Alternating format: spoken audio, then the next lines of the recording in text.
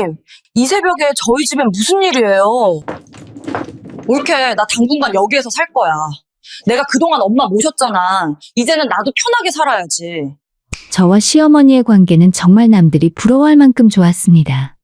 신혼 초부터 시어머니께서는 저를 친딸처럼 대해주셨고, 저 역시 친정어머니처럼 편하게 대할 수 있었죠. 명절이나 특별한 날이 아니어도 시댁 방문이 전혀 부담스럽지 않았고, 오히려 가끔은 제가 먼저 찾아뵙곤 했습니다. 어머님, 오늘 제가 갈비찜 해드릴게요. 아이고, 우리 며느리 그냥 와도 되는데 뭘 이렇게까지. 갈비찜 좋아하시잖아요. 저도 만드는 거 좋아하고요. 이런 대화가 자연스러웠던 우리 시댁은 겉으로 보기엔 정말 화목한 가정이었습니다. 남편도 효자였고 시어머니께서도 저희 부부를 아끼셨죠. 주말이면 함께 장을 보러 가기도 하고 가끔은 영화를 보러 가기도 했습니다. 친구들이 시댁 이야기만 나오면 한숨부터 쉬는 걸 보면서 저는 정말 운이 좋은 편이라 생각했어요. 하지만 이런 평화로운 분위기 속에서도 모두가 입을 다물고 있는 단 하나의 골칫덩이가 있었습니다. 바로 신우였어요. 가족 모임이 있을 때마다 미묘한 긴장감이 도는 이유도, 시어머니께서 가끔 깊은 한숨을 쉬시는 이유도 모두 신우 때문이었죠. 신우는 남편보다 3살이 많았는데 나이를 먹었다고 해서 철이 드는 건 아니라는 걸 몸소 보여주는 사람이었습니다. 그 나이를 먹도록 결혼도 하지 않은 채 시어머니 집에서 얹혀 살면서 제대로 된 직장 생활을 한 번도 해본 적이 없었죠. 아르바이트를 하다가도 금방 그만두고 사업을 한다고 집안에서 돈을 빌려가서는 흔적도 없이 날려버리기 일쑤였습니다. 시어머니께서 말씀하시길 신우는 어릴 때부터 그랬다고 합니다. 공부는 안 하고 놀기만 좋아하고 뭘 시작하면 제대로 끝을 본 적이 없다고요. 학창 시절에는 학원비를 받아가서 오락실에서 다 쓰고 대학생 때는 등록금을 빌려가서 친구들과 여행을 다녔다고 합니다. 그래도 딸이니까, 자식이니까 어머니는 계속해서 기회를 주셨습니다. 그런데 신우는 그 기회들을 하나도 살리지 못했습니다. 남편에게 물어보니 어릴 때부터 형제간의 불공평함도 심했다고 했습니다. 누나는 용돈 다 쓰고 나면 더 달라고 조르면 됐는데 나는 정해진 금액 이상은 절대 못 받았어. 어머니가 생활비 여유를 누나한테 다 써버리셔서 여유가 없으셨거든. 그럼 당신은 서운하지 않았어? 어릴 땐 나도 서운하고 화도 났었지. 근데 크면서 이해하게 됐어. 누나가 워낙 손이 많이 가니까 어머니도 어쩔 수 없으셨던 거지. 더 큰 문제는 신우의 태도였습니다. 시어머니 재산을 야금야금 탕진하고도 반성은커녕 내가 엄마 모시고 산 게 몇 년인데 이 정도는 받아야지. 라는 식으로 당당하게 말하더라고요. 그 말을 처음 들었을 때 저는 귀를 의심했습니다. 형님이 뭐래? 남편에게 물었더니 남편은 그저 한숨만 푹푹 쉬었어요. 원래 저래. 나도 어릴 때부터 봐왔으니까 이제 놀랍지도 않아. 그래도 그렇지. 어떻게 부모님 돈을 쓰고도 저렇게 당당하게. 말해봤자 소용없어. 저 사람은 자기 합리화의 천재거든. 뭐래도 자기는 잘못이 하나도 없대. 남편의 말대로였습니다. 신우는 자신이 한 모든 잘못된 행동에 대해 나름의 이유를 갖다 붙였어요. 사업이 망한 건 운이 나빴던 거고, 돈을 못 갚는 건 경기가 안 좋아서고, 집에서 빈둥거리는 건 한 번 사업을 한 뒤에 휴식기가 필요해서라는 식이었죠. 심지어 어머니께 손을 벌리는 것조차 엄마가 자신을 낳았으니 책임져야 하는 거 아니냐는 논리를 펼쳤습니다. 시어머니께서는 가끔 저에게 하소연을 하셨어요. 며느리야, 미안하다. 우리 딸 때문에 집안의 마음이 편할 날이 없구나. 어머님 너무 걱정 마세요. 내가 저 애를 어떻게 키웠는데. 둘째는 그렇게 똑 부러지게 잘 크더니 첫째는 왜 저 모양인지. 원래 형제라도 사람마다 다르잖아요. 어머님 잘못 아니에요. 그래도 내 자식인데 어쩌겠니. 제발 큰 사고만 안 치고 살았으면 좋겠어. 어머님의 목소리에는 체념이 묻어 있었습니다. 딸을 포기할 수도 없고 그렇다고 계속 감싸줄 수도 없는 그 중간 어디쯤에서 어머님은 힘들어하고 계셨습니다. 특히 신우가 또 돈을 빌려달라고 할 때마다 어머님은 며칠씩 잠을 설치셨다고 합니다. 저희 부부는 결혼 초기부터 신우와는 가능한 한 거리를 두고 지내고 있었어요. 한 공간에 같이 있으면 스트레스만 받을 뿐이었고 직접적으로 부딪히면 오히려 상황만 더 나빠질 것 같았거든요. 명절에 마주칠 때도 인사만 간단히 하고 깊은 대화는 피했습니다. 올케 잘 지내? 네, 형님도 잘 지내시죠? 나 요즘 괜찮은 사업 건수 하나 물어왔는데 나중에 얘기 좀 할까? 올케도 관심 있을 것 같은데. 아, 저희는 바빠서 나중에요. 에이, 바쁘긴. 주말인데 뭐가 바빠? 그냥 잠깐만 시간 내줘. 진짜 약속이 있어서요. 다음에 제가 연락드릴게요. 신우가 무슨 제안을 하려고 할 때마다 재빨리 자리를 피하는 게 우리 부부의 생존 전략이었습니다. 한 번이라도 관심을 보이면 끝없이 얽히게 될 게 뻔했으니까요. 실제로 남편의 대학 동창이 신우의 사업 제안에 투자를 했다가 1,000만 원을 날린 적이 있었습니다. 그 이후로 그 친구는 남편을 만날 때마다 네 누나는 정말 하면서 말끝을 흐렸죠. 그렇게 우리는 신우를 의도적으로 멀리하며 평화로운 일상을 유지하려 했습니다. 시어머니께서 힘들어하시는 건 안타까웠지만 우리가 직접 나서서 해결할 수 있는 문제가 아니라고 생각했으니까요. 시어머니도 우리에게 신우 문제로 부담을 주고 싶어 하지 않으셨고 저희도 괜히 나섰다가 상황만 복잡해질까봐 조심스러웠습니다. 사실 신우의 존재는 우리 부부 사이에서도 가끔 갈등의 원인이 되곤 했어요. 여보, 요즘 어머님이 너무 힘들어 보이시는데 우리가 뭐라도 해야 하는 거 아니야? 뭘 어떻게 해? 누나한테 내가 뭐라 하면 말을 들을 사람도 아니고. 그래도 이대로 지켜보기만 할 거야. 당신이 직접 겪어보면 알 거야. 우리 누나는 정말 답이 없다니까. 남편의 말투에는 오랜 세월 쌓인 피로감이 묻어났습니다. 하지만 평화란 언제나 깨지기 마련이고 그것도 예상치 못한 방식으로 말이죠. 신우의 민폐는 점점 더 가족 전체로 확산되고 있었고 결국 우리 부부도 그 소용돌이 속으로 휘말려 들어가게 되었습니다. 그 시작은 시어머니의 환갑잔치였어요. 그때 우리는 신우의 뻔뻔함이 어디까지 갈 수 있는지 제대로 목격하게 됩니다. 시어머니의 환갑이 며칠 앞으로 다가오고 있었어요. 어머니께서는 조용히 넘어가자고 하셨지만 남편과 저는 작은 가족 모임이라도 준비하고 싶었습니다. 평소 저희를 너무 잘 대해주셨으니 이런 날만큼은 제대로 챙겨드리고 싶었거든요. 저희가 식당 예약할게요. 좋아하시는 한정식 집으로요. 아이고, 그럴 필요 없어. 그냥 집에서 조촐하게 밥이나 먹으면 돼. 안 돼요. 이런 날은 특별하게 보내야죠. 시어머니께서는 손사래를 치셨지만 결국 저희의 고집을 꺾지 못하셨습니다. 저는 시어머니가 좋아하실 만한 식당을 알아보고 남편은 작은 선물을 준비했어요. 조촐하지만 따뜻한 가족 모임이 될 거라 생각했죠. 그런데 환갑 일주일 전쯤 밤 11시가 넘어서 신우에게서 전화가 왔습니다. 올케, 나야. 우리 엄마 환갑이 언제였지? 다음 주 토요일인데 왜요? 아, 맞다. 그렇지. 그건 그렇고, 올케, 나 돈 벌 기회가 생겼어. 갑자기 무슨 소리인가 싶었어요. 신우의 목소리는 묘하게 들떠 있었습니다. 무슨 돈이요? 있잖아. 요즘 아르바이트 하는 곳에서 부모님 생신 때 축하금 주는 게 있거든? 근데 초대장이랑 인증샷 같은 거가 있어야 한대. 올케가 좀 도와줘. 순간 머릿속이 복잡해졌습니다. 최근 시댁 근처 마트에서 아르바이트를 한다고 듣긴 했는데 그곳에서 효도 장려 차원으로 지원금을 준다 하더라고요. 아르바이트 하는 사람까지 챙겨주는 건가 싶기도 했고 신우의 어투가 왠지 불편했습니다. 그래요? 그럼 제가 어머님께 말씀드려서 정식으로.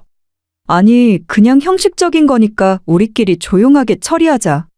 초대장만 하나 만들어주면 돼. 초대장을요? 근데 어머님 환갑은 우리가 준비하고 있었는데. 아, 그거랑 별개야. 그냥 회사에 제출할 용이니까. 단순하게 날짜랑 장소만 적어주면 돼. 뭔가 이상하다는 느낌이 들었지만 이래저래 바빴던 저는 깊게 생각하지 않았습니다. 단순히 회사 제출 서류용이라고 생각했죠. 알았어요. 내일 만들어서 보내줄게요. 다음 날 간단하게 초대장을 만들어 신우에게 보냈습니다. 그리고 며칠 후에 환갑 당일이 되었습니다. 우리 가족은 예약한 한정식집에 모였어요. 시어머니와 남편과 저, 그리고 신우까지. 분위기는 좋았습니다. 어머니께서는 오랜만에 편안한 표정을 지으셨고 음식도 입에 맞으셨다고 기뻐하셨죠. 어머님, 오늘 주인공이시니까 편하게 드세요. 고맙다. 며느리야, 이렇게 신경 써줘서? 그런데 식사가 시작되고 얼마 지나지 않아 식당 입구로 큰 화분이 배달되어 왔습니다. 배달 기사가 들고 온 화분에는 시어머니의 이름과 환갑을 축하합니다라는 리본이 달려 있었습니다. 우리는 서로 얼굴만 쳐다봤습니다. 누가 보냈는지 아무도 몰랐거든요. 이거 누가 보낸 거야? 남편이 물었지만 아무도 대답하지 못했습니다. 그때 신우가 벌떡 일어나더니 화분 옆에서 포즈를 취했어요. 엄마, 나랑 같이 사진 찍자. 회사에 제출해야 돼. 뭐? 아, 그냥 사진 한 장 찍자고. 빨리. 신우는 어머니를 화분 옆으로 데려가서 휴대폰으로 사진을 여러 장 찍었습니다. 어머니는 영문도 모른 채 어리둥절한 표정으로 서 계셨죠. 이제 됐어. 엄마 들어가서 밥 먹어. 사진을 다 찍고 나서 신우는 다시 자리에 앉았습니다. 그런데 밥을 먹는 둥 마는 둥 하더니 채 30분도 안 되어 자리에서 일어났어요. 나 먼저 갈게. 급한 일 생겨서. 뭐? 벌써? 누나 밥은 다 먹었어? 남편이 황당하다는 표정으로 물었지만 신우는 이미 가방을 들고 있었습니다. 배불러. 엄마 환갑 축하해. 나 먼저 간다. 그렇게 신우는 황급히 식당을 빠져나갔고 남은 우리 셋은 어안이 벙벙했습니다. 그날 저녁 집으로 돌아온 후에 남편에게서 충격적인 이야기를 들었습니다. 아까 연락 받았는데 누나가 지금 다니는 회사에서 지원금 받았대. 나한테도 초대장 만들어 달라고 해서 보내줬어. 그런데 그게 누나가 아마도 초대장을 조작한 것 같아. 남편은 휴대폰을 보여줬습니다. 신우가 회사에 제출한 초대장 사진이었는데 제가 보낸 초대장과는 내용이 달랐습니다. 날짜도 장소도 심지어 참석 인원까지 부풀려져 있었습니다. 누나가 회사에서 30만 원을 받았어. 부모 환갑잔치 비용 지원 명목으로. 그럼 그 돈은? 당연히 엄마한테 안 드리고 자기가 다 썼어. 저는 할 말을 잃었습니다. 환갑잔치라는 명분으로 회사에서 돈을 받고 화분을 보내서 인증샷을 찍은 것도 모두 계획된 일이었던 겁니다. 실제 잔치는 우리가 준비했는데 신우는 그걸 이용해서 자기 주머니에 돈을 챙긴 거였죠. 이건 너무한 거 아니야? 어머님 환갑을 이용해서 돈을 받다니. 나도 알아. 근데 누나한테 뭐라고 해봤자 아무 소용없어. 내가 뭘 잘못했냐. 회사에서 주는 거 받은 건데 라고 할 게 뻔해. 남편의 말이 맞았습니다. 다음 날 남편이 신우에게 전화를 걸어 따졌을 때도 신우의 반응은 예상 그대로였어요. 야, 그게 뭐가 문제야? 회사에서 주는 복지 혜택 챙겨 먹은 건데. 그래도 최소한 그 돈은 엄마한테 드려야 하는 거 아니야? 내가 초대장도 만들고 화분도 주문하고 다 했는데 수고비 받는 게 당연한 거 아니야? 그리고 나도 이 돈으로 엄마 선물 살 거야. 나중에 좋은 거 사드릴 테니까 걱정하지 마. 하지만 그 나중에는 오지 않았습니다. 신우는 받은 돈으로 자기 옷을 사고 친구들과 술을 마시는데 다 써버렸죠.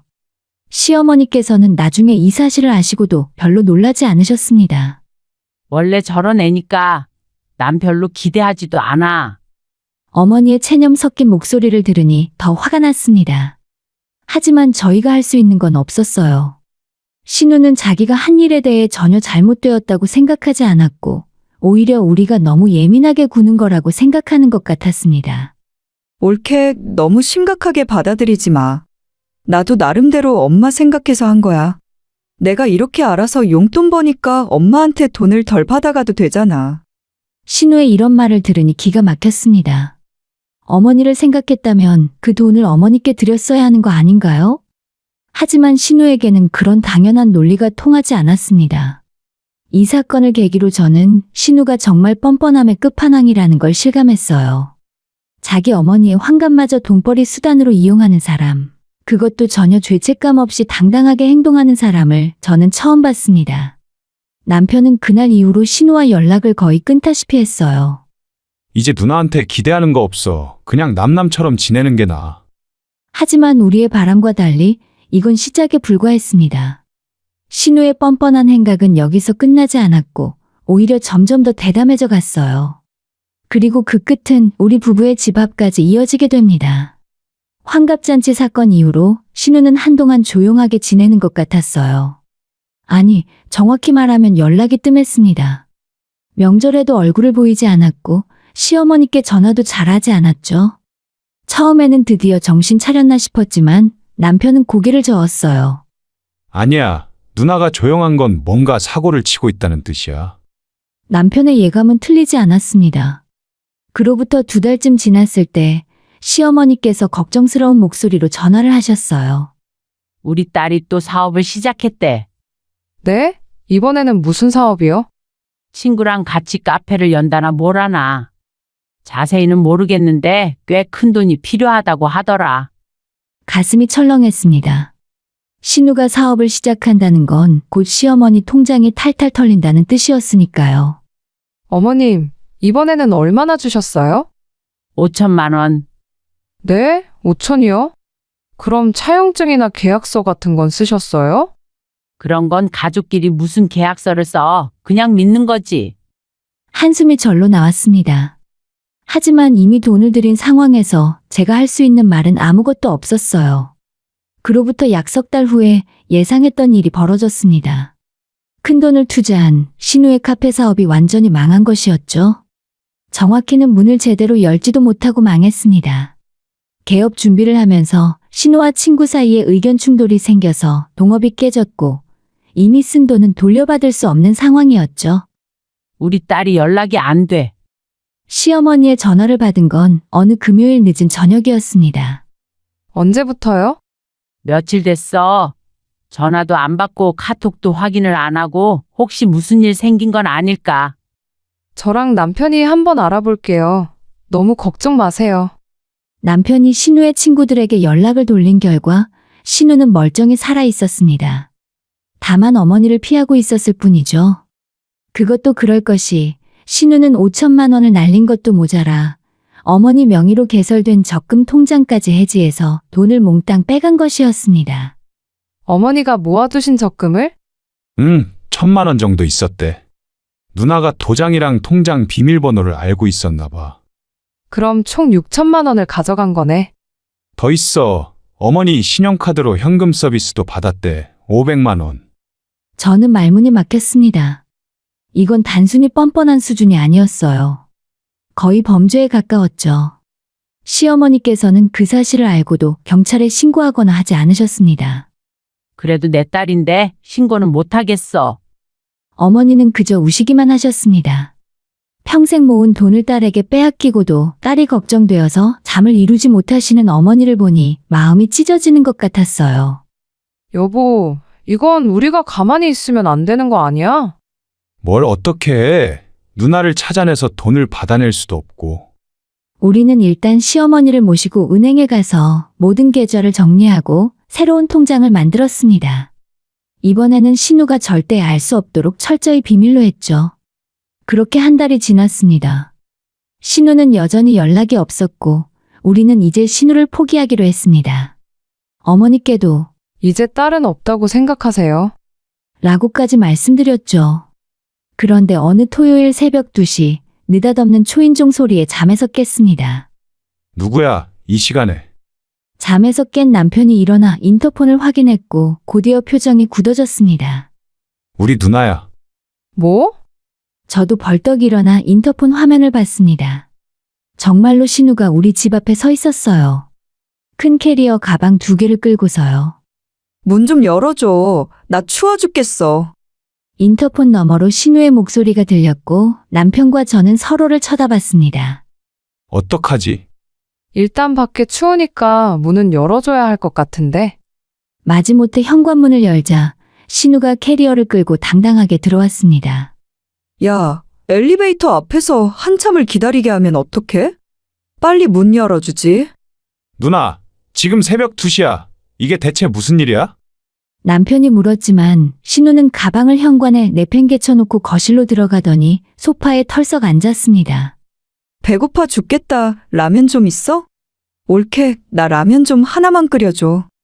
누나, 아, 알았어. 그냥 내가 끓일게. 신우는 부엌으로 가서 찬장을 뒤지기 시작했습니다. 자기 집인 양 말이죠. 저는 어이가 없어서 그 모습을 멍하니 바라만 봤습니다. 계란은 어디 있어? 신우는 라면을 끓이면서 콧노래까지 불렀습니다. 마치 오랜만에 집에 온 것처럼 편안한 모습이었죠. 우리 부부는 거실 소파에 앉아서 어안이 벙벙한 표정으로 신우를 바라봤습니다. 라면을 다 끓인 신우는 냄비째 거실로 들고 와서 소파에 앉아 TV를 보며 먹기 시작했습니다. 누나, 도대체 무슨 일이야? 왜 여기로 온 거야? 남편이 참지 못하고 물었습니다. 아, 그거, 나 이제부터 당분간 여기서 살 거야. 뭐라고? 왜 그렇게 놀라? 당연한 거 아니야? 내가 그동안 엄마 모시고 살았잖아. 이제는 나도 편하게 살아야지. 무슨 소리야? 누나가 엄마를 모신 게 아니라 엄마한테 얹혀 산 거잖아. 그게 그거지 뭐. 어쨌든 나도 이제 좀 편하게 살아야겠어. 동생 부부가 잘 사니까 좀 도와주는 거 당연한 거 아니야? 신우는 라면을 후루룩 먹으며 태연하게 말했습니다. 이건 부탁이 아니었고 완전 통보였어요. 안 돼요. 제가 소리쳤습니다. 형님, 이건 말이 안 돼요. 어떻게 아무 상의도 없이. 가족끼리 무슨 상의를 해. 그냥 같이 사는 거지. 올케도 참 너무 박정하네. 신우는 라면을 다 먹고는 냄비를 싱크대에 그냥 던져두더니 현관에 있는 자기 가방을 들고 안방 옆 작은 방으로 들어가 버렸습니다. 남편과 저는 멍하니 서로를 쳐다봤습니다. 이게 대체 무슨 상황인가 싶었죠? 남편도 당황한 기색이 역력했습니다. 우리는 그날 밤 한숨도 자지 못했어요. 옆방에서는 신우의 코 고는 소리가 요란하게 들려왔고 우리는 거실에 앉아서 대책을 논의했습니다. 내일 날 밝으면 당장 내보내야 해. 어떻게 해? 경찰을 부를 수도 없고. 그럼 어머니한테 연락드려야 하는 거 아니야? 지금? 이 새벽에? 우리는 결국 아침까지 기다리기로 했습니다. 하지만 한 가지는 분명했어요. 절대 신우를 이대로 둘 수는 없다는 것을 말입니다. 우리에게는 묘안이 필요했습니다. 그때 남편이 번뜩 떠오른 듯 말했습니다. 아, 맞다. 고모님. 고모님을 부르자. 우리 누나가 제일 무서워하는 사람이 고모님이잖아. 순간 제 머릿속에도 전구가 켜졌습니다. 시고모님. 시골에서 평생 농사를 지으며 사신 강인하고 무서운 분이었죠. 신우가 어릴 때부터 고모님 앞에서만은 꼼짝도 못했다는 바로 그분. 맞아, 아마도 고모님이라면. 우리 부부는 서로를 보며 미소를 지었습니다. 드디어 해결책을 찾은 것 같았으니까요. 신우는 아직 자신이 어떤 운명을 맞이하게 될지 전혀 모르고 있었죠. 그날 아침, 신우는 10시가 넘어서야 방에서 나왔습니다. 부스스한 머리에 편한 차림으로 마치 자기 집인 양 기지개를 켜며 나타났죠. 우리 집에서 뻔뻔하게 일어난 신우를 보며 저는 이를 악물었지만 참았습니다. 오늘 중으로 모든 게 해결될 테니까요. 남편은 출근 준비를 하면서 신우를 힐끔힐끔 쳐다봤습니다. 신우는 전혀 눈치채지 못했지만 남편은 이미 아침 일찍 시고모님께 전화를 드린 상태였죠. 고모, 안녕하세요. 저 민수예요. 민수야, 무슨 일이야? 아침부터 웬일이니? 고모, 실은 어제 새벽에 누나가 우리 집에 쳐들어왔어요. 뭐? 그 애가 너희 집에? 고모님의 목소리가 단번에 날카로워졌습니다. 네, 새벽 2시에 캐리어 들고 와서는 이제부터 여기서 살겠대요. 뭐라고? 그 버릇없는 것이. 고모, 부탁이에요. 좀 올라와 주실 수 있으세요? 누나가 고모 말은 들을 것 같아서요. 당연히 가야지. 내가 오늘 당장 올라갈게. 오랜만에 혼 좀 내줘야겠어. 고모님은 그날 오후 2시쯤 서울로 올라오신다고 하셨습니다. 저희는 신우에게는 아무 말도 하지 않고 있었죠. 깜짝 선물이 되어야 했으니까요.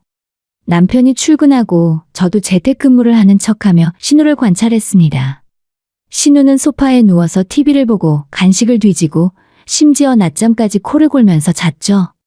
오후 2시 초인종이 울렸습니다. 누구야? 올케 친구야? 신우가 소파에서 일어나며 물었습니다. 글쎄요, 누군지 잘 모르겠네요. 저는 문을 열었고 거기에는 시고모님이 서 계셨습니다. 이른이 넘으셨지만 여전히 정정하신 모습에 날카로운 눈빛을 가지신 분이었죠. 어서 오세요, 고모님. 그래, 너가 수고 많았어. 고모님이 현관으로 들어서시자 거실 소파에 누워있던 신우의 얼굴이 새하얗게 변했습니다. 고모? 그래, 나다. 오랜만이네. 고모님의 목소리는 차가웠습니다. 신우는 얼어붙은 듯 그 자리에 서 있었습니다. 고모가 여긴 뭐 하러 왔어요? 뭐 하러 왔냐고? 네가 여기 왜 있는지 그걸 내가 물어봐야지. 대낮부터 소파에 퍼질러 앉아있지 말고 일어나. 그리고 방 정리부터 해. 네? 못 들었어? 너가 자빠져 잤던 작은 방 정리하라고. 고모님의 호통에 신우는 화들짝 놀라 방으로 뛰어들어갔습니다. 저는 고모님께 차를 대접하며 상황을 설명드렸어요. 정말 죄송해요. 이렇게까지 오시게 해서. 무슨 소리야? 당연히 와야지. 그의 버릇을 내가 고쳐놔야겠어. 고모님은 그날부터 우리 집에 머무시기로 하셨습니다. 그리고 신우에게는 지옥 같은 나날이 시작되었죠. 첫날 저녁 고모님은 신우를 불러 세웠습니다. 내일부터 아침 6시에 일어나. 6시? 왜? 왜긴 왜야. 사람이 일찍 일어나야 정신이 또렷하지. 그리고 아침 운동 갈 거야? 너 그렇게 빈둥거리니까 몸도 마음도 망가지는 거야. 신우는 입을 번긋거렸지만 고모님 앞에서는 감히 대들지 못했습니다. 다음 날 아침 6시 고모님은 정말로 신우를 깨웠어요.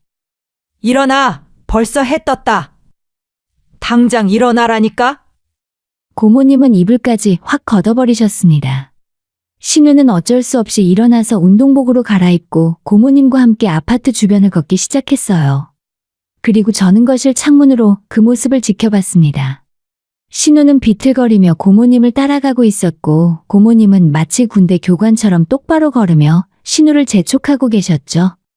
1시간 후 돌아온 신우는 숨을 헐떡이며 소파에 쓰러졌습니다. 땀 흘렸으면 씻어야지. 샤워부터 해. 고모, 나 좀. 말 대답하지 말고 빨리. 신우는 비틀거리며 욕실로 들어갔습니다. 샤워를 마치고 나오자 식탁에는 아침 식사가 차려져 있었어요. 제가 준비한 게 아니라 고모님께서 직접 만드신 거였죠. 고모님 이런 건 제가 해도 되는데. 괜찮아. 내가 이왕 있는 거 해야지. 그리고 너 고모님이 신우를 가리켰습니다. 밥 먹고 나서 설거지해. 네. 신우는 고분고분하게 대답했습니다. 평소의 건방진 모습은 온데간데 없었죠. 신우가 설거지를 하는 동안 고모님은 신우의 방을 점검하셨습니다. 이게 뭐야? 방이 또 왜 이 모양이야? 고모, 나 방금 일어났잖아. 일어났으면 방 정리 먼저 해야지. 옷은 옷대로, 가방은 가방대로 정리해. 그리고 이 더러운 옷들은 당장 싹 다 빨래부터 해. 신우는 하루 종일 방 정리와 빨래를 했습니다. 점심도 제대로 못 먹고 고모님이 시키는 대로 쉴 새 없이 움직였죠. 저녁 무렵이 되자 신우는 완전히 지쳐 보였습니다. 고모, 이제 나 좀 쉬어도 돼? 쉬긴 저녁 먹었으면 산책 가야지. 저녁 먹고 소화시키려면 걸어야 해. 집에서 빈둥대면 뭐하니? 그날 저녁 신우는 소파에 앉아서 눈물을 글썽였습니다. 올케, 이러다가 나 죽겠어. 하지만 저는 동정심이 전혀 들지 않았습니다. 오히려 속이 시원했죠. 형님, 힘들면 나가도 돼요. 어디로 가라고? 집을 구하던지 아니면 어머니 집으로 가야죠. 신우는 고개를 저었습니다. 어머니 집으로 가면 또 어머니께 손을 벌려야 하는데 이미 통장을 다 털어먹은 상황에서 그럴 수도 없었던 거죠. 이틀째 되는 날 고모님의 훈련은 더 강도가 높아졌습니다. 옷 입고 따라 나와. 오늘은 내 친구가 하는 일 도와주러 갈 거야. 네? 무슨 일이요? 이삿짐 센터 하는 친구인데 그냥 짐 옮기는 거 도와주면 돼. 너 먹고 자기만 하니까 몸 좀 쓰는 게 좋아. 용돈도 너가 벌어서 쓰고. 고모, 나 허리 안 좋은데. 젊은 것이 무슨 허리가 안 좋아? 괜한 핑계 대지 마. 신우는 어쩔 수 없이 고모님을 따라 이사를 도우러 갔고 저는 남편에게 문자를 보냈습니다. 여보, 고모님 정말 대단하셔. 신우 완전히 길들이고 계셔. 다행이다. 조금만 더 버티면 알아서 도망 나갈 거야. 그날 저녁 신우는 완전히 녹초가 되어 돌아왔습니다. 허리를 부여잡고 절뚝거리며 걸어 들어오더니 소파에 쓰러졌어요. 내일은 여기 대청소할 거야. 이 집 구석구석 다 닦을 거니까 각오해.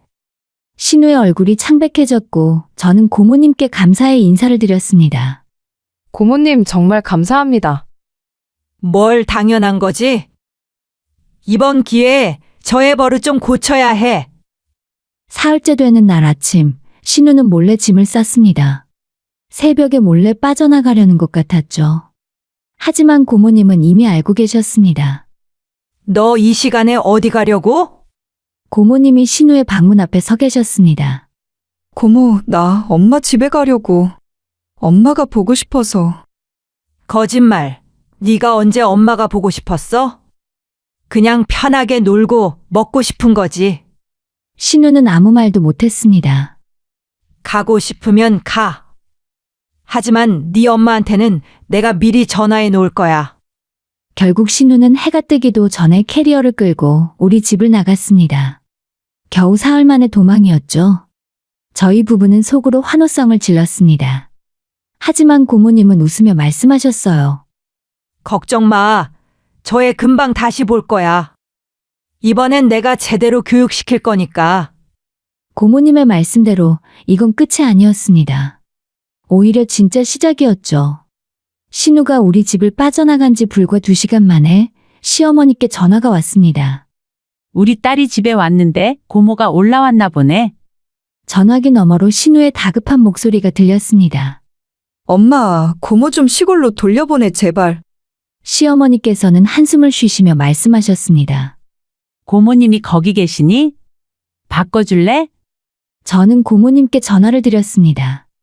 고모님은 여유로운 표정으로 전화를 받으셨죠. 옳게 나야. 고모가 수고 많았네요. 근데 우리 딸이. 그냥 이참에 내가 시골로 데려갈게. 어차피 놀고 먹기만 하는 거 내가 농사라도 가르쳐서 저애 제대로 사람 만들어 놓을 거야. 고모님의 단호한 목소리에 전화기 너머가 조용해졌습니다. 잠시 후에 시어머니께서 말씀하셨어요. 정말이에요? 그래, 나이 먹고 저런 애 때문에 속 썩지 마. 내가 책임질게. 알겠어요. 그럼 오늘부터 당장 부탁할게요. 시어머니의 목소리가 떨렸습니다. 안도와 감사가 섞인 목소리였죠. 고모님은 그날 오후에 시댁으로 건너가셨습니다. 남편과 저도 함께 따라갔어요. 신우가 어떻게 될지 궁금하기도 했고 시어머니께 인사도 드려야 했으니까요. 시댁에 도착하니 신우는 방 안에 문을 잠그고 숨어 있었어요. 고모님이 그 방문을 두드렸습니다. 당장 나와. 싫어, 나 안 나가. 빨리 나오라니까. 고모님의 목소리에는 타협의 여지가 없었습니다. 결국 신우는 3분도 버티지 못한 채 문을 열고 나왔습니다.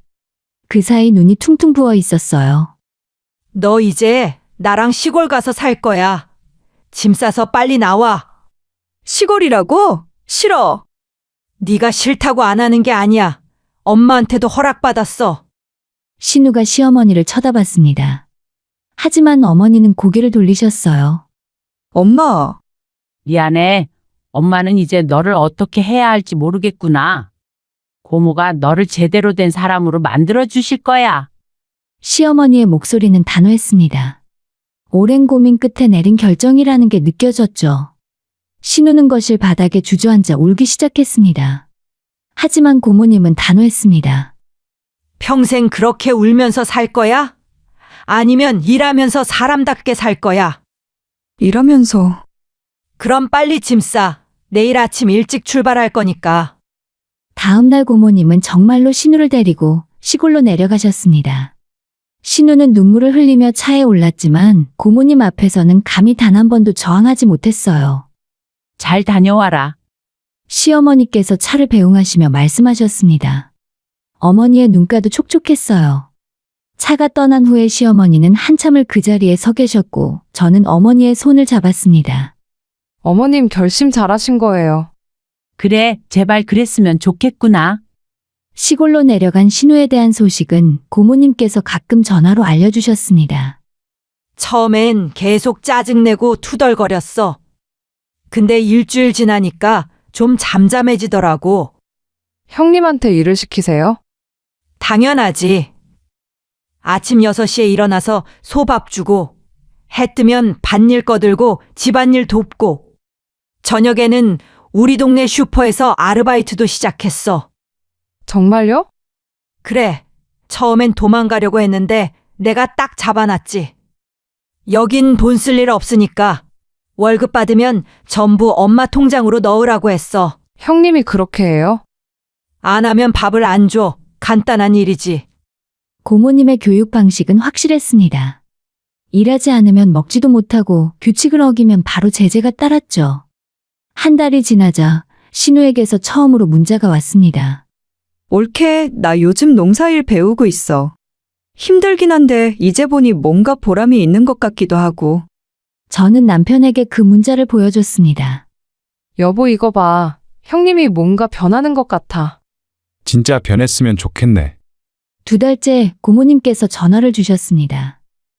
요즘 애가 제법 사람 같아졌어. 아침에 안 깨워도 알아서 일어나고 일도 열심히 해. 내가 주는 월급이랑 슈퍼에서 받는 돈도 꼬박꼬박 보내고 있어. 형님이요? 그래, 처음엔 억지로 시켰는데 지금은 스스로 해. 엄마한테 갚아야 할 빚이 많다고 하더라고. 저는 놀라움을 감추지 못했습니다. 그 뻔뻔하던 신우가 정말 변한 건가 싶었어요. 며느리야, 우리 딸이 나한테 매달 돈을 보내고 있어? 어제도 들어왔고, 그래요? 얼마나요? 200만 원, 이젠 정말 우리 딸이 변한 것 같아. 넉 달째 명절이 되어 신우가 집에 왔습니다.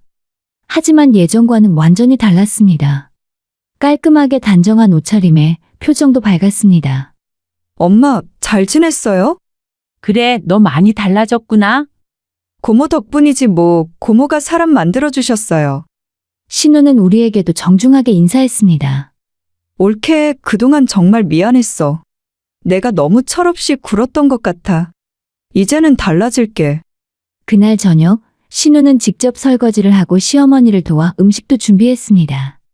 예전에 신우라면 상상도 할 수 없는 모습이었죠. 고모님은 만족스러운 표정으로 그 모습을 지켜보셨습니다. 봐라, 사람은 환경이 중요해. 제대로 된 환경에 두면 다 변해. 명절이 끝나고 시골로 돌아갈 때 신우는 우리에게 다시 한번 고개를 숙였습니다. 정말 미안했어. 그리고 고마워. 너희가 고모님을 불러주지 않았으면 난 평생 그 모양으로 살았을 거야.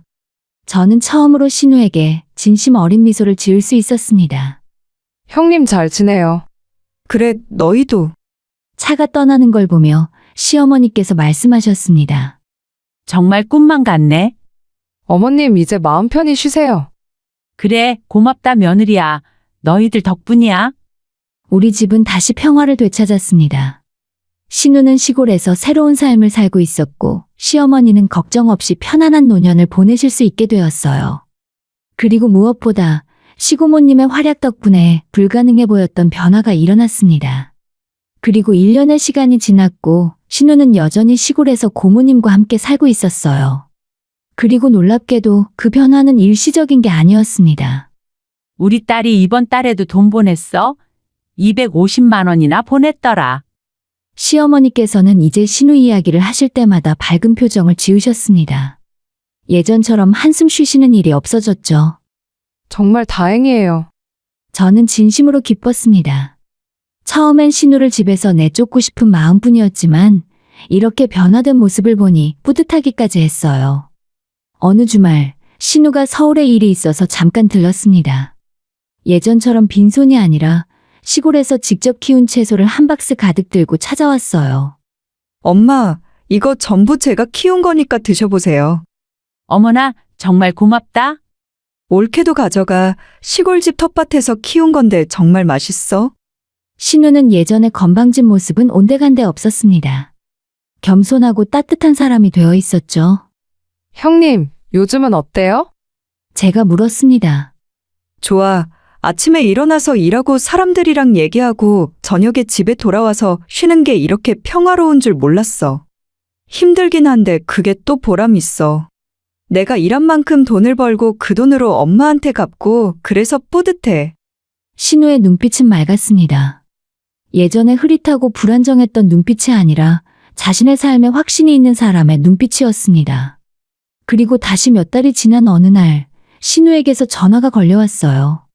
올케, 나 결혼할 것 같아. 이 동네에서 알게 된 사람인데 과수원을 하고 있고 성실하고 정말 좋은 사람이야. 축하해요.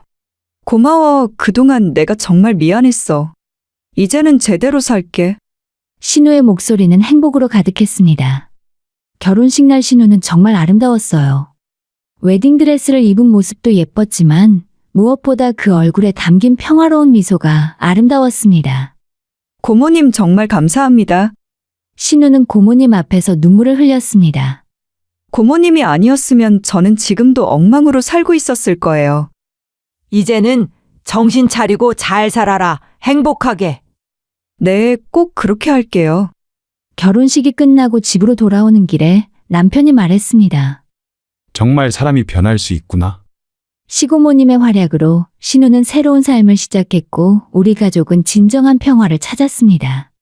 웃기고 황당했지만 결국 따뜻한 결말로 끝난 이 이야기는 저에게 많은 것을 가르쳐 주었어요.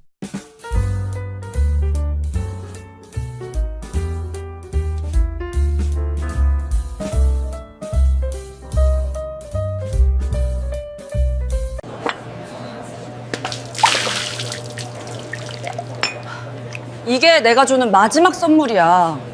저는 서울에서 태어나고 자란 30대 여성입니다. 직장에 다니면서 바쁘게 살아가던 어느 날 회사 선배의 권유로 독서 모임에 나가게 되었어요. 솔직히 처음엔 별 기대 없이 참석했는데 그곳에서 제 인생을 바꿀 한 사람을 만나게 되었습니다. 그 사람은 중소기업에 다니는 평범한 직장인이었지만 첫인상부터 뭔가 달랐습니다.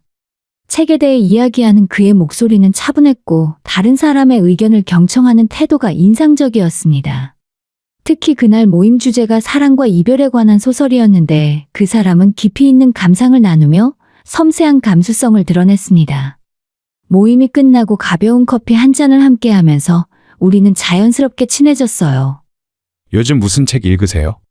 저한테 추천해 주실 만한 게 있으면 알려주세요. 그가 먼저 말을 걸어왔을 때 저는 그의 미소에서 진심 어린 관심을 느꼈어요. 우리는 문학부터 철학, 심리학까지 다양한 주제로 대화를 나눴고 시간 가는 줄 몰랐습니다.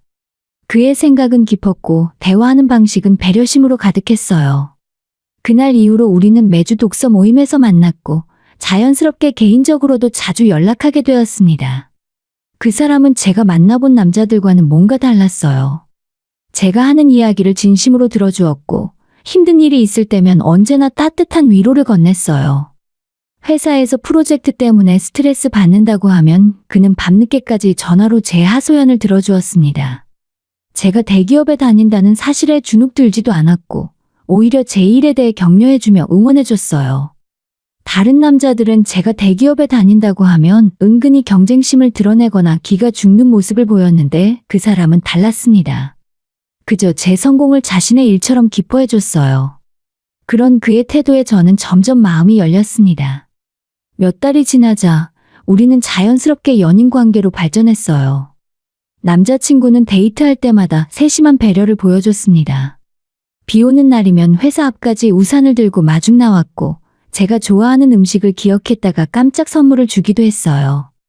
제가 좋아하는 책의 초판본을 구해다 준 적도 있었습니다. 이거 구하려고 헌책방 10군데나 돌아다녔어. 너가 좋아할 모습 생각하면서.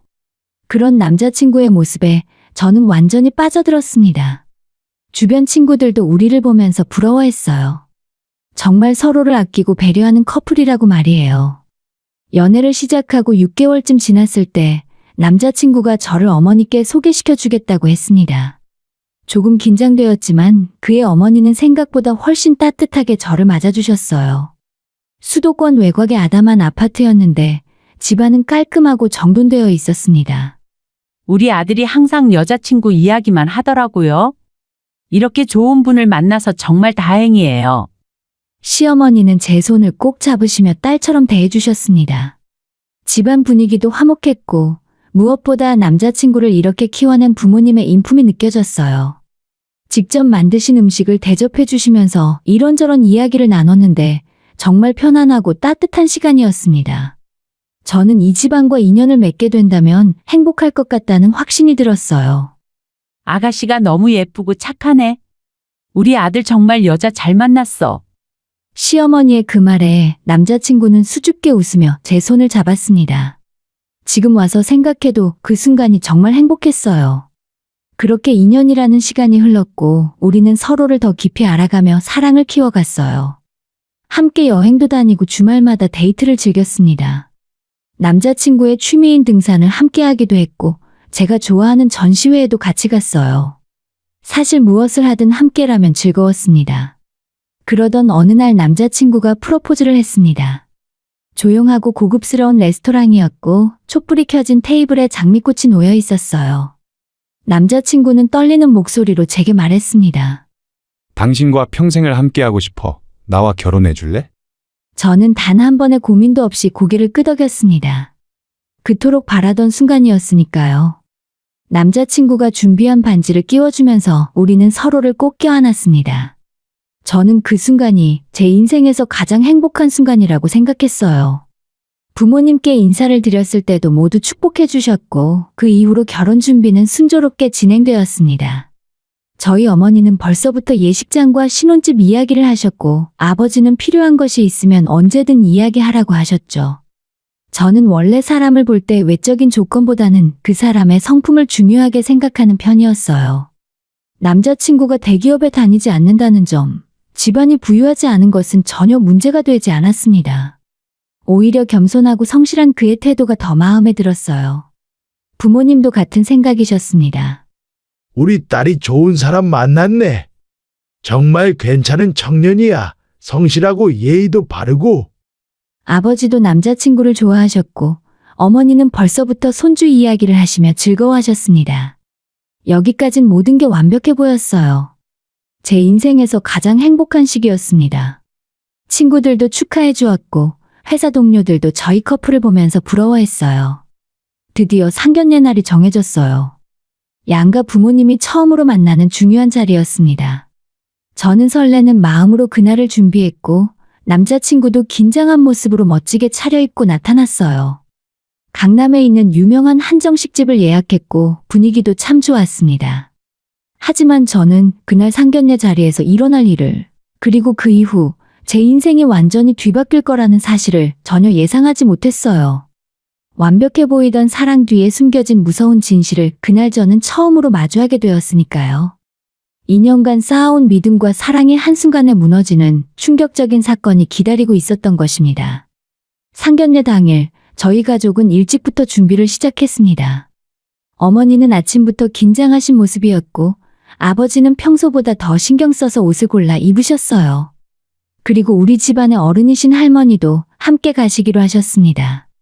할머니는 올해 80이 넘으셨지만 정신은 누구보다 또렷하신 분이에요.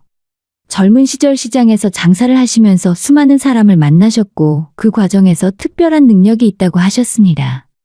바로 사람의 관상을 보는 능력이었어요.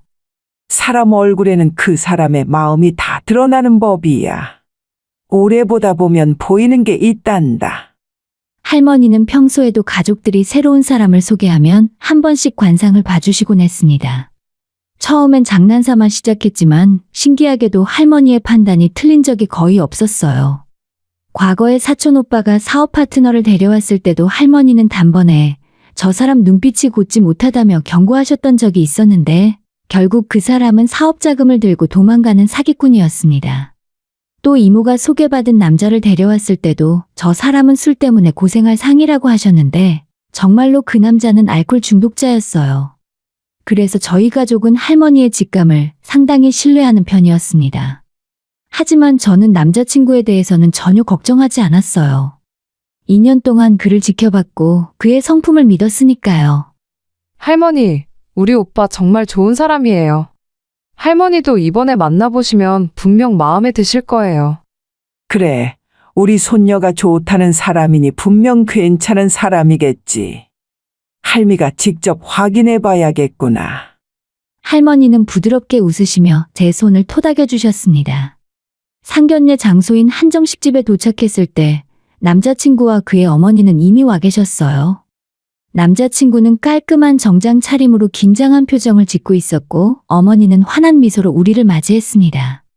어머님, 아버님, 안녕하세요. 할머님도 오셨네요. 처음 뵙겠습니다.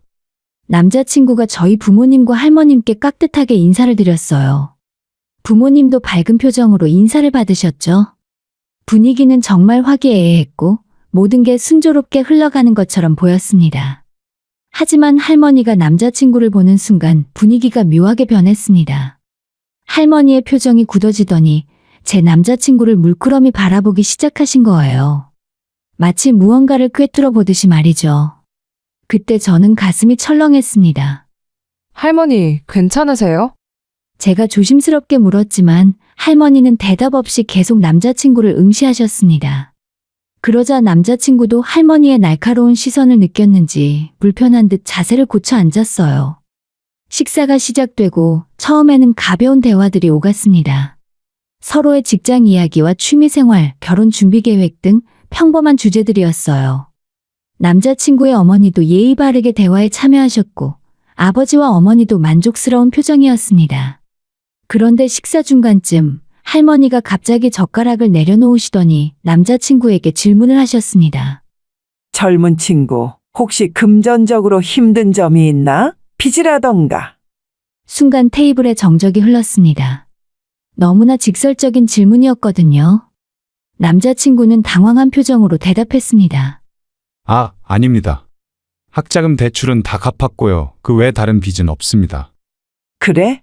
그럼 우리 손녀한테 숨기고 있는 일은 없고? 할머니 무슨 말씀을? 제가 황급히 말을 막으려 했지만 할머니는 계속하셨습니다. 젊은 친구, 내가 살면서 사람 많이 봤네. 자네 눈빛이 영 곧지 못해. 뭔가 숨기고 있는 게 있어 보이는데? 그 말에 남자친구의 얼굴이 순간적으로 굳었습니다. 하지만 곧 억지 웃음을 지으며 대답했어요. 할머님, 오해이십니다. 저는 정말 진심으로 손녀 따님을 사랑하고 저희는 서로 숨기는 것 전혀 없습니다. 하지만 할머니의 표정은 점점 더 어두워졌습니다. 시어머니가 어색하게 웃으며 분위기를 풀어보려 했지만 할머니는 식사 내내 남자친구를 예리한 눈빛으로 관찰하셨어요. 상견례가 끝나고 집으로 돌아오는 차 안 할머니는 단호한 목소리로 제게 말씀하셨습니다. 이 결혼은 안 돼, 절대 안 돼. 할머니 무슨 말씀이세요? 오빠가 뭐가 문제인데요? 저는 믿을 수 없다는 표정으로 물었습니다. 2년 동안 사귀면서 남자친구의 좋은 모습만 봐왔는데 할머니의 말씀이 이해가 가지 않았어요.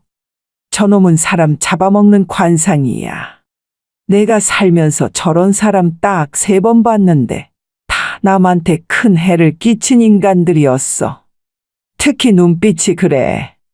웃을 때 눈이 안 웃더구나. 입으로만 웃고 눈은 차갑게 뭔가를 계산하고 있어. 할머니는 지금까지 본 사람 중에서 손에 꼽을 정도로 위험한 관상이라고 단언하셨습니다. 아버지와 어머니도 할머니의 말씀에 심각한 표정을 지으셨어요. 어머니 말씀이 그 정도시라면 우리도 다시 생각해봐야 하지 않겠나? 아버지가 조심스럽게 말씀하셨지만 저는 도무지 받아들일 수 없었습니다. 아니에요. 할머니도 이번엔 틀리신 거예요. 오빠는 정말 좋은 사람이에요. 2년 동안 한 번도 이상한 모습 본 적이 없어요. 할미 말 들어. 저 사람은 너한테 뭔가 목적이 있어. 진심으로 널 사랑하는 게 아니야. 관상도 관상이지만 할미가 느끼기에 저 사람 기운이 너무 어두워. 마치 뭔가를 노리고 있는 것 같다고. 할머니의 목소리는 약간 떨리고 있었습니다. 평소 온화하신 할머니가 이렇게까지 강하게 반대하시는 건 처음 봤어요. 집에 도착한 후 가족 회의가 열렸습니다. 할머니는 계속해서 결혼을 반대하셨고 부모님도 고민에 빠지셨어요. 저만 혼자 남자친구를 필사적으로 변호했습니다. 할머니 정말 오해세요. 저희 오빠는 그런 사람 아니에요. 그동안 저한테 얼마나 잘해줬는데요. 비 오는 날 우산 들고 마중도 나오고 제가 힘들 때마다 위로해주고. 그런 건 누구나 할 수 있어. 중요한 건 그 사람의 본성이야. 할미가 부탁이다. 저 사람 한 번만 제대로 알아봐라. 할미가 틀렸으면 내가 직접 사과할게. 할머니의 눈에는 눈물까지 고여 있었습니다. 제가 정말 좋아하는 할머니가 이렇게까지 말씀하시는 걸 보니 저도 마음 한구석이 불안해졌어요. 그날 밤 저는 잠을 이룰 수 없었습니다. 한편으로는 할머니의 말씀이 그저 기우이길 바랐고, 다른 한편으로는 정말로 남자친구에게 제가 모르는 다른 면이 있는 건 아닐까 하는 의심이 들기 시작했어요. 다음 날 아침, 저는 결심을 했습니다. 할머니의 촉이 한 번도 틀린 적이 없었기에 이번만큼은 직접 확인해 봐야겠다고요. 남자친구의 진짜 모습을, 그의 진심을 제 눈으로 확인해야겠다고 마음먹었습니다. 친한 친구에게 조언을 구했더니 일단 남자친구의 차에 몰래 녹음기를 설치해보라는 의견을 주었습니다. 하지만 처음에는 망설여졌어요.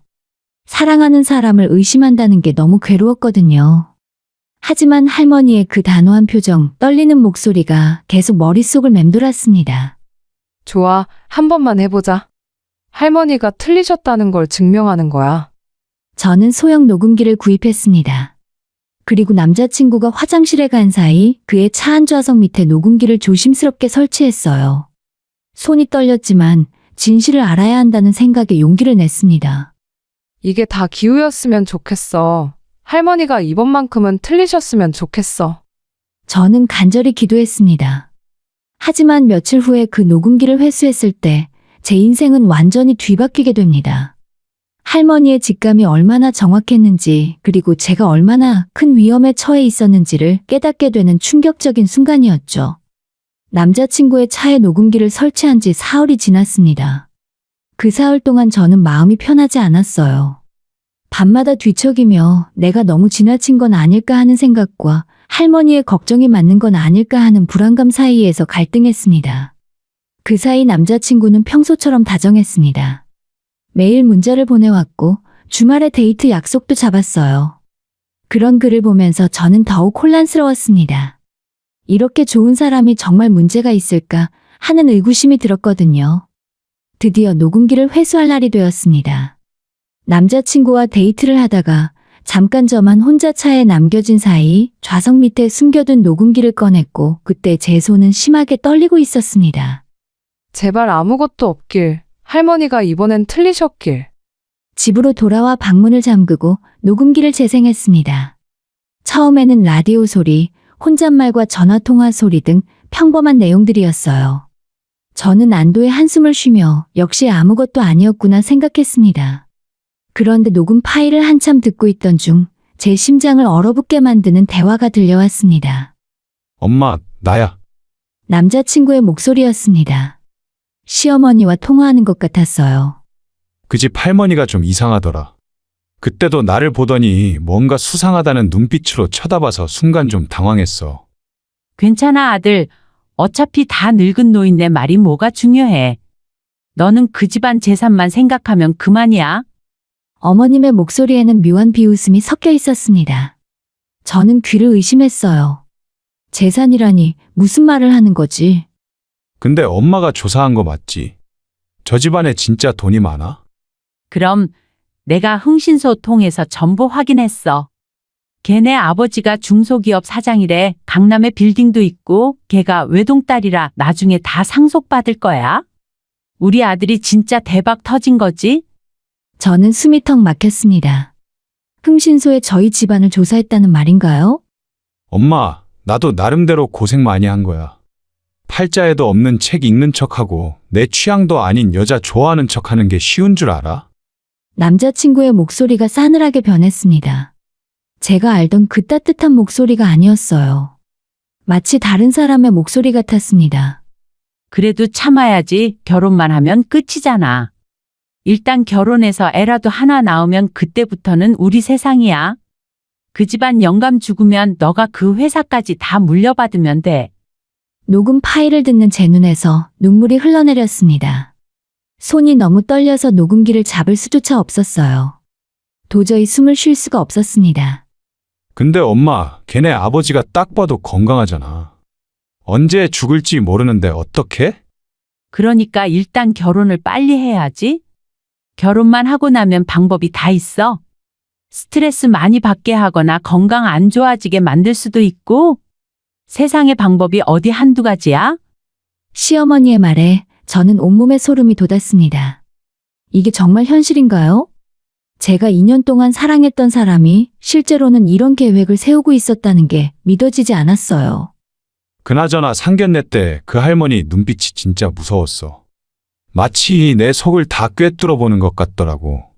신경 쓰지 마. 그 집 딸은 너를 완전히 믿고 있잖아. 그 애가 워낙 순진해서 우리 계획 절대 눈치 못 챌 거야. 결혼하고 나서도 계속 착하고 다정한 남편 연기만 잘하면 돼. 알았어, 엄마. 그럼 이따 봐. 통화가 끊어졌고 저는 그 자리에서 한동안 움직일 수 없었어요. 머릿속이 하얘졌습니다.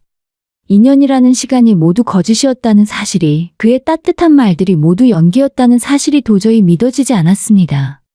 녹음기에서는 계속 다른 내용들이 재생되었습니다. 남자친구가 친구와 통화하는 내용도 있었어요. 야, 너 아직도 그 여자랑 만나? 너도 징하다 징해. 힘들긴 한데 돈 생각하면 참을 만해. 조금만 더 참으면 평생 놀고 먹을 수 있는데 이 정도야 뭐. 그래도 대단하다. 나 같으면 못할 것 같은데. 마음에도 없는데 맨날 사랑한다고 말하는 것도 쉬운 일이 아니잖아. 처음엔 좀 그랬는데 이제 익숙해. 그냥 대본 읽는 것처럼 하면 되니까. 어차피 저 여자는 순진해서 내 말이면 다 믿어. 그리고 남자친구가 웃는 소리가 들렸습니다.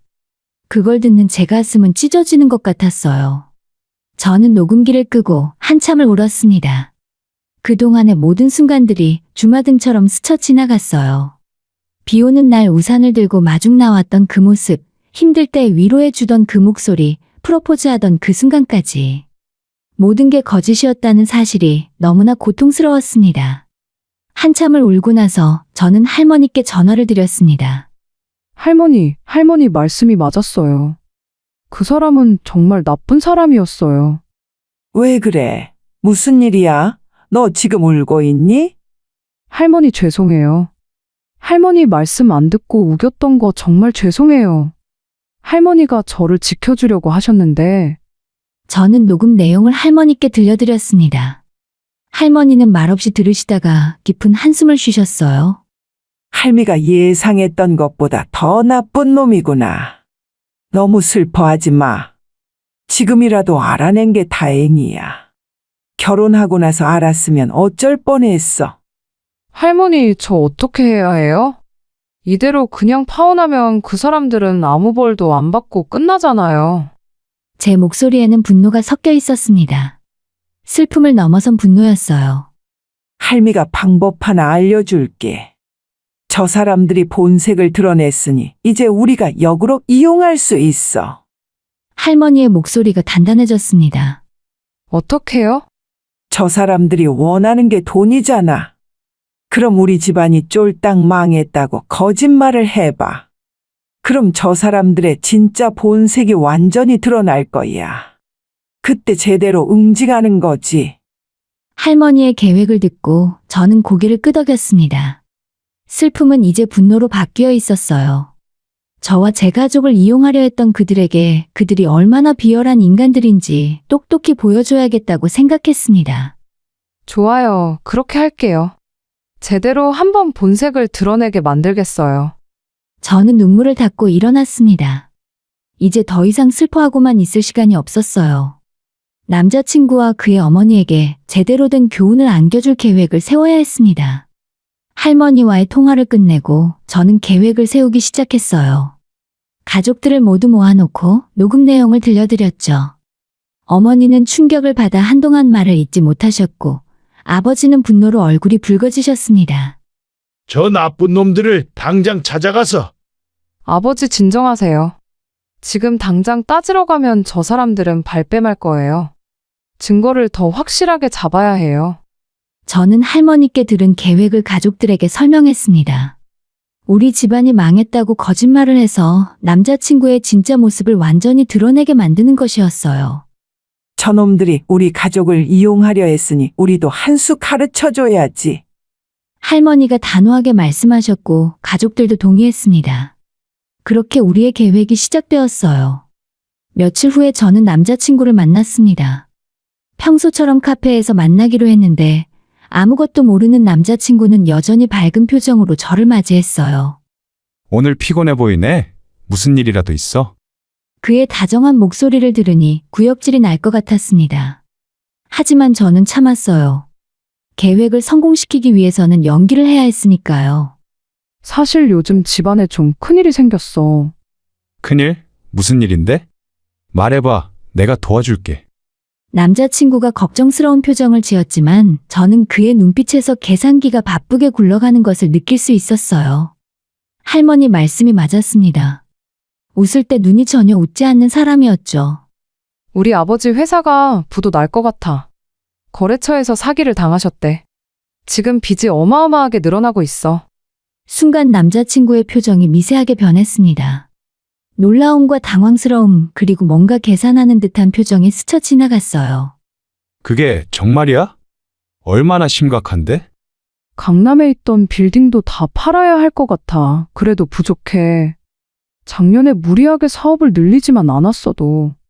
아버지가 요즘 너무 힘들어 하셔서 나도 회사 그만두고 아버지 일을 도와야 할 것 같아. 저는 일부러 눈물을 흘리는 척까지 했습니다. 남자친구는 어색하게 제 손을 잡았어요. 그래, 많이 힘들겠다. 그래도 괜찮아. 우리 함께 이겨내자. 하지만 그의 목소리에는 진심이 느껴지지 않았습니다. 오히려 뭔가 다급해하는 기색이 역력했어요. 미안해. 이런 상황에서 결혼 이야기 꺼내기도 미안하고. 혹시 우리 결혼 좀 미루는 게 어떨까? 아니야. 그럼 안 되지. 우리 예정대로 진행하자. 남자친구가 급하게 말했지만 그의 눈빛은 흔들리고 있었습니다. 저는 더 확실하게 못을 박았어요. 사실 이런 상황에서 혼수도 제대로 못 준비할 것 같아. 지금 집에 돈이 하나도 없거든. 내가 모은 돈도 전부 아버지 드렸어. 오빠한테 너무 미안해서 면목이 없다. 그날 이후 남자친구의 태도가 달라지기 시작했습니다. 평소처럼 매일 오던 문자가 뜸해졌고 전화를 해도 바쁘다는 핑계로 짧게 끊었어요. 만나자고 하면 계속 일정을 미뤘습니다. 일주일쯤 지났을 때 남자친구에게서 연락이 왔어요. 만나서 이야기하자는 내용이었죠. 저는 녹음기를 가방에 몰래 넣고 약속 장소로 나갔습니다. 미안한데 우리 결혼에 대해서 다시 생각해 봐야 할 것 같아. 그 이후 남자친구는 빙빙 돌려 말하기 시작했습니다. 결혼 준비가 너무 빠르게 진행된 것 같다. 서로 좀 더 시간을 가져보자. 이런 식으로요. 그게 무슨 말이야? 우리 상견례까지 다 했잖아. 오빠가 결혼 미루지 말자며 갑자기 왜 이래? 아니, 그게 요즘 회사 일도 바쁘고 네 집안 상황도 안 좋잖아. 이런 상황에서 결혼하는 게 맞나 싶어서. 우리 집 문제 때문에 그러는 거야? 오빠가 날 사랑한다면서 함께 어려움을 이겨내자고 했잖아. 제가 다그치자 남자친구의 표정이 점점 불편해졌습니다. 현실적으로 생각해봐. 지금 너네 집안 빚이 얼마인데 나까지 같이 힘들어질 필요가 있겠어? 드디어 본색이 드러나기 시작했습니다. 저는 더 몰아붙였어요. 그럼 오빠는 우리 집이 잘 살 때는 결혼하려고 하고 어려울 때는 도망가려는 거야? 도망가는 게 아니라. 진짜 답답하네. 솔직히 말할게. 나도 내 인생이 있어. 너네 집안 빚까지 떠안을 생각은 없다니까. 남자친구의 목소리가 차갑게 변했습니다. 더 이상 다정한 척도 하지 않았어요. 그래, 알겠어. 그럼 우리 파혼하자. 그래, 그게 좋겠다. 서로 상처받기 전에 정리하는 게 나아. 남자친구는 너무나 쉽게 동의했습니다. 2년간의 연애가 마치 아무것도 아니었다는 듯이요. 하지만 이것으로 끝이 아니었습니다. 다음 날 남자친구에게서 또 한 번의 황당한 연락이 왔어요. 우리 파혼은 하되 네가 나한테 보상을 좀 해줘야 할 것 같아. 갑자기 무슨 보상? 내가 너 때문에 2년이나 시간 낭비했잖아. 그동안 데이트 비용도 내가 더 많이 썼고 계산을 해보니 최소한 2천만 원은 나한테 줘야 할 것 같은데? 저는 어이가 없어서 웃음이 나왔습니다.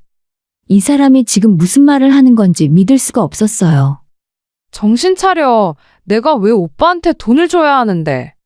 네 집이 망해서 파혼하는 건데 당연히 네가 책임져야지. 아니면 위자료 명목으로라도 받아야겠어.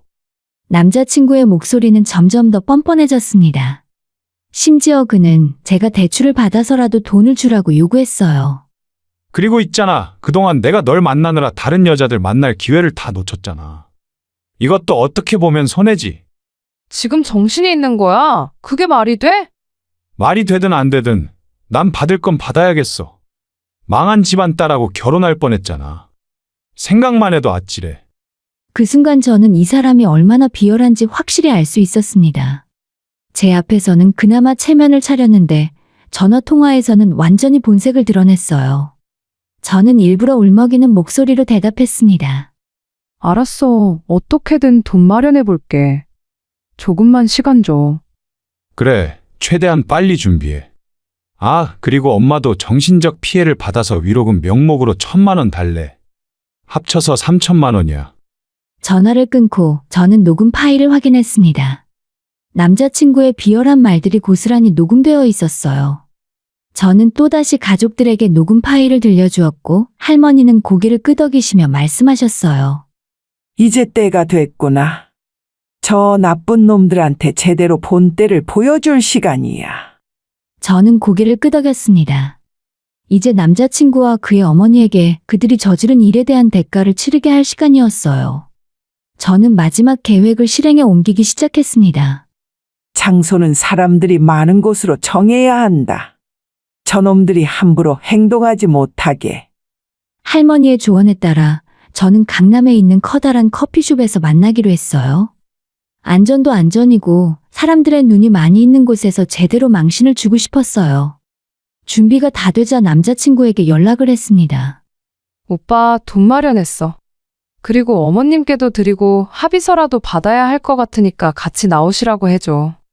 정식으로 인사드리고 마무리하고 싶어. 오, 그래? 알았어. 우리 엄마도 기다리고 계셨어. 언제 만날까? 남자친구의 목소리에는 기대감이 묻어났습니다. 돈을 받을 생각에 들떠있는 게 역력했어요. 이번 주 토요일 저녁 7시에 강남에 우리 자주 가던 커피숍에서 보자. 그래, 알겠어. 그럼 그때 봐. 전화를 끊고 나서 저는 깊은 숨을 내쉬었습니다. 이제 며칠만 기다리면 모든 게 끝나는 거예요. 약속한 토요일이 되었습니다. 저는 일부러 단정하고 우아한 옷을 입었어요. 할머니와 부모님도 함께 가시기로 했습니다. 마지막 순간을 함께 지켜보시겠다고 하셨거든요. 레스토랑에 도착하자 남자친구와 시어머니는 이미 와 있었습니다. 둘 다 기대에 찬 표정으로 앉아 있었어요. 아마 오늘 큰돈을 받을 생각에 들떠있는 것 같았습니다. 어머님 안녕하세요. 제가 인사를 하자 그의 어머니는 억진 미소를 지으며 대답했습니다. 그래, 어서 와. 남자친구도 가볍게 웃으며 자리에 앉았어요. 하지만 제가 할머니와 부모님이 함께 온 걸 보고 약간 당황하는 기색이었습니다. 어르신들도 다 오셨네요? 중요한 자리니까 가족들이 다 함께 하는 게 좋을 것 같아서. 저는 담담하게 대답했습니다. 처음에는 어색한 분위기 속에서 가벼운 대화가 오갔어요. 그 와중에도 남자친구와 시어머니는 계속 제 가방을 힐끔힐끔 쳐다봤습니다. 아마 가방 안에 돈이 들어있을 거라고 생각하는 것 같았어요. 오늘 중요한 말씀이 있어서 이렇게 자리를 마련했어요. 그래. 우리도 기다리고 있었어. 준비해온 거 있지? 남자친구가 기대에 찬 눈빛으로 물었습니다. 네, 준비한 게 있어요. 그런데 그 전에 먼저 말씀드릴 게 있어요. 저는 천천히 가방에서 서류 봉투를 꺼냈습니다. 남자친구와 남자친구 어머니의 눈이 그 봉투에 집중되었어요. 사실 우리 집 전혀 안 망했어요. 뭐? 순간 남자친구의 표정이 굳었습니다. 시어머니도 놀란 표정으로 저를 쳐다봤어요. 우리 아버지 회사 멀쩡해요. 부도도 안 났고. 물론 강남 빌딩도 그대로 있어요. 전부 거짓말이었거든요. 그게 무슨 소리야? 지금 농담하는 거지? 남자친구가 당황한 목소리로 물었습니다. 농담 아니야. 오빠가 진심인지 시험해 본 거였어. 우리 집이 망했다고 하니까 오빠가 어떻게 나오는지 보고 싶었거든. 지금 나한테 장난친 거야? 남자친구의 얼굴이 붉어지기 시작했습니다. 장난이 아니라 확인이었지. 그리고 오빠의 본 모습을 정확하게 확인했어. 저는 가방에서 녹음기를 꺼냈습니다. 그리고 테이블 위에 올려놓았어요. 이게 뭔데? 오빠가 상견례 후에 어머님이랑 통화한 거 여기에 다 녹음되어 있어. 순간 남자친구와 시어머니의 얼굴이 새하얗게 변했습니다. 한번 들어보실래요? 저는 녹음기의 재생 버튼을 눌렀습니다. 그러자 남자친구와 어머니의 대화가 흘러나왔어요. 주변에 앉아있던 사람들도 저희 쪽을 쳐다보기 시작했습니다. 남자친구는 급하게 녹음기를 끄려고 손을 뻗었지만 제가 먼저 움직였어요. 아직 끝나지 않았어. 더 들어보세요. 남자친구의 어머니가 급하게 일어나려 했지만 저희 할머니가 날카로운 목소리로 말씀하셨습니다. 자리에 앉아 끝까지 들어. 녹음은 계속 재생되었습니다. 그 사람들이 아버지를 해칠 계획까지 이야기하는 부분이 나오자 주변 사람들이 수군거리기 시작했어요. 남자친구와 시어머니는 고개를 숙인 채 아무 말도 하지 못했습니다. 녹음이 끝나자 저는 서류 봉투에서 종이를 한 장 꺼냈습니다. 그리고 이건 제가 고용한 흥신소에서 탐정이 조사한 거예요. 오빠가 우리 집을 조사했던 것처럼 나도 오빠를 조사했거든. 보고서에는 남자친구의 과거 여자친구들, 그리고 그들에게서 돈을 뜯어낸 기록들이 담겨 있었습니다. 저만 당한 게 아니었어요. 남자친구는 이미 여러 여자들에게 같은 수법을 쓴 전과가 있었습니다. 이건 오해야. 그게 아니라. 남자친구가 변명을 시작했지만 저는 손을 들어 막았습니다. 오해가 아니긴 뭐가 아니야? 2년 동안 나를 속였지. 탐정까지 고용해서 우리 집안을 조사하고 우리 아버지가 돌아가시길 기다리면서 재산을 노렸잖아. 심지어 멀쩡한 아버지를 해칠 생각까지 했잖아. 그건 그냥 한 말이었어. 진짜로 그럴 생각은 없었어. 진짜로 그럴 생각이 없었다고? 나랑 장난하는 거야? 제 목소리가 높아졌습니다. 참고 있던 분노가 터져나왔어요. 남자친구의 어머니가 갑자기 싹싹 빌기 시작했습니다. 미안해. 우리가 잘못했어. 제발 용서해줘. 우리가 정말 잘못 생각했어. 남자친구도 따라서 빌기 시작했습니다. 정말 미안해. 처음에는 그런 마음이었는데 사귀다 보니 진짜 네가 좋아졌어. 믿어줘. 좋아졌다고? 그럼 우리 집이 망했다고 했을 때 왜 도망갔어? 왜 나한테 돈을 요구했어? 저는 차갑게 물었고 남자친구는 대답하지 못하고 고개를 숙였어요. 주변 사람들의 시선이 따가웠습니다. 남자친구와 시어머니는 완전히 망신을 당한 상태였어요. 저는 자리에서 일어났습니다. 그리고 테이블 위에 있던 커피잔을 들어 남자친구의 얼굴에 천천히 부었어요. 이게 내가 주는 마지막 선물이야. 2년 동안 철저하게 나를 속인 대가라고 생각해. 커피가 남자친구의 얼굴과 옷을 적셨습니다. 그는 아무 말도 하지 못한 채 그대로 앉아 있었어요. 그리고 아주머니, 저는 남자친구 어머니를 향해 서류 봉투를 던졌습니다. 이 안에 아주머니와 오빠가 저지른 일들의 증거가 다 들어있어요. 필요하면 경찰에 신고할 수도 있어요. 사기미수, 협박, 공갈, 죄목이 참 많네요. 남자친구의 어머니는 얼굴이 하얗게 질린 채 아무 말도 하지 못했습니다. 하지만 신고는 안 할게요. 대신 2번 다시 제 앞에 나타나지 마세요. 그리고 앞으로 다른 여자들한테도 이런 짓 하지 마세요. 저는 할머니와 부모님을 모시고 자리에서 일어났습니다. 카페를 나오면서 저는 뒤돌아보지 않았어요. 다시는 그 사람들을 볼 일이 없을 테니까요. 그날 밤 집에 돌아와서 저는 한동안 멍하니 앉아 있었습니다. 2년이라는 시간이 거짓이었다는 사실은 여전히 아팠지만 결혼 전에 알게 된 것이 정말 다행이라는 생각이 들었어요. 며칠 후에 남자친구에 대한 소식을 들었습니다. 그는 회사에서 뇌물수수 혐의로 감사를 받고 있었고 결국 해고되었다고 해요. 또 도박 빚까지 있어서 현재는 집을 나와 고시원에서 생활하고 있다고 했습니다. 그의 어머니도 주변 사람들에게 소문이 나서 얼굴 들고 다니기 힘들어졌다 하더라고요. 그들이 저와 제 가족에게 하려고 했던 일을 생각하면 당연한 결과라고 생각했어요. 할머니는 항상 말씀하셨습니다. 사람은 결국 자기가 한 일의 대가를 받는 법이야. 정말 그랬습니다. 남자친구와 그의 어머니는 자신들이 계획했던 악행의 대가를 톡톡히 치르고 있었어요. 악몽 같은 일이 끝나고 저는 한동안 사람을 만날 생각조차 하지 못했습니다. 사랑이라는 감정 자체가 두려워졌고 누군가를 믿는다는 것이 너무나 힘들게 느껴졌어요. 이런 일로 너무 상처받지 마. 세상에 나쁜 사람만 있는 건 아니야. 할머니는 제게 시간을 가지라고 하셨습니다. 할머니는 평소에도 항상 이렇게 말씀하세요. 사람은 조건이 아니라 마음으로 봐야 해. 진심은 절대 숨길 수 없는 법이야. 저는 이제 그 말씀의 의미를 정확히 합니다. 진짜 사랑은 계산적이지 않아요. 상대방이 어려울 때 더 곁을 지키고 함께 아파하고 함께 기뻐하는 거예요. 그리고 저는 지금 정말 행복합니다. 진심으로 저를 사랑해주는 부모님과 저를 지켜주신 할머니가 계시니까요.